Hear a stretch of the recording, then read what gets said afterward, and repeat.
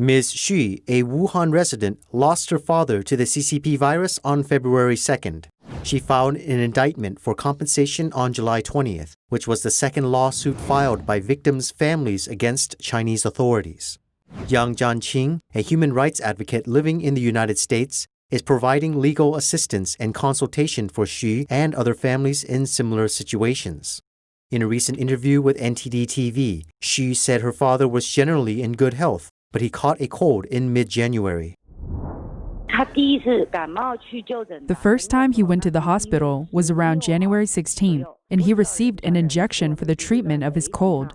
At that time, we did not know there was a virus capable of human-to-human transmission. Initially, there were some media reports saying that there was a certain contagion similar to pneumonia, but a few days later, Chinese authorities refuted the news as rumors, saying that there was no such infectious disease.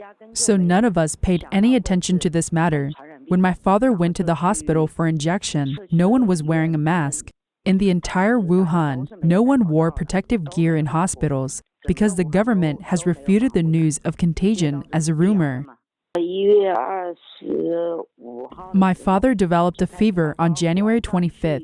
He then went to a hospital to take a CT scan, which showed that both his lungs were seriously infected, and the doctor was almost certain it was a viral infection. He would need a nucleic acid test. We then registered with a designated hospital and were put on a waiting list. We tried to get my father hospitalized and called the ambulance many times, only to be rejected each time. At that time, to arrange hospitalization, we had to work through community staff. The policy at the time was that only those who tested positive could be admitted to the hospital. Therefore, Xu's family had to wait 2 more days for the test results to come out. Her father tested positive. It was until then that they were allowed to register to be on the waiting list for hospitalization. Finally, on January 29th, Xu's family was notified that her father, who had a fever for 4 days, could go to the hospital.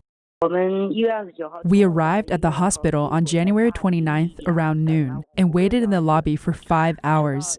My father was sent to a hospital ward at 5 p.m. Sadly, those were the final hours I spent with my father. Ms. Xu told me that no one took care of her father when he was admitted to the hospital, even when he needed to go use the restroom. He had to relieve himself on the hospital bed. Basically, he was left there to die. On January 31st, the hospital issued a notice saying Xu's father was critically ill. Then on February 2nd, Xu learned that her father had passed away.